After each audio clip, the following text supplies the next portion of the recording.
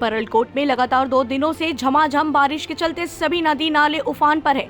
कुरेनार और ओरछा नदी उफान के चलते कई गांव का संपर्क मुख्यालय से टूटा है। ग्रामीण जान जोखिम में डालकर नाव के सहारे नदी पार करने को मजबूर। सालों से ग्रामीण पुल की कर रहे हैं मांग पुल नहीं होने के चलते कई बार बड़े बड़े हादसे हो चुके हैं, फिर भी ग्रामीण नाव के सहारे हो रहे हैं पार। बांधे थाना क्षेत्र का मामला। परलकोट में लगातार 2 दिनों से झमाझम बारिश के चलते सभी नदी नाले उफान पर है। कुरेनार और ओरछा नदी उफान के चलते कई गांव का संपर्क मुख्यालय से टूटा है।